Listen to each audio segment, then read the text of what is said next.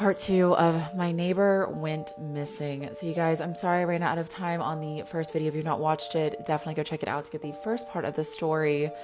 So my cat jumps up and goes over to my neighbor's yard. The reason why this was so weird is because she had always avoided their yard before.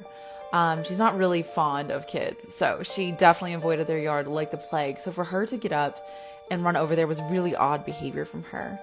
And all of a sudden I hear my neighbor's voice, and it was, I mean, the feeling that I felt was insane, because I was just like, oh my God, this woman has been missing.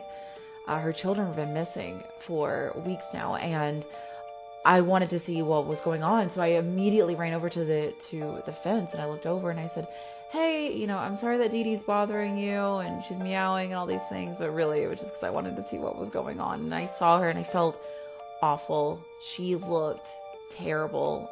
She looked disheveled. Like, she's beautiful, but like you could just tell she had been crying and that something was terribly wrong. And she looks up at me and hangs up the phone. She was on the phone, it turns out, with her dad, and she comes over and she's just like, I am so sorry. We have just completely been missing.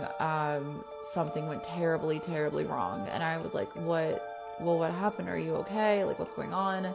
And she goes, can I ask you something? And I said, yeah, what's going on? And she goes, have you noticed in the past couple of weeks any odd behavior from my husband? Anything out of the ordinary? And if you'll reference my first video, I did mention that he was parking in different places. I thought that was odd. And obviously I hadn't heard her or her kids. Her car had been missing. And I was like, hey, that's kind of the only odd behavior I've been noticing, is it's been really quiet. And I tell her all of this and she goes, he's dead.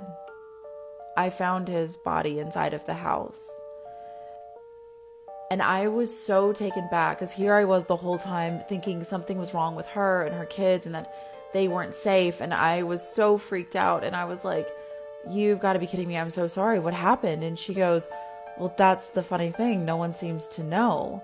And the police are ruling this as a natural death. And he's only 33 years old. So I can't believe that that's true. She said, I came home with a bad feeling. I left because we had been having arguments and we weren't doing so well. So we took a little bit of a break. But she said he wasn't answering his phone. So I came over and I found his body on the floor, and the back door was open to the backyard. So someone clearly left the house and left it unlocked. He wasn't here alone. You guys, I'm so sorry. I got to go to a part 3 and I'll describe to you all the details of how his body was found.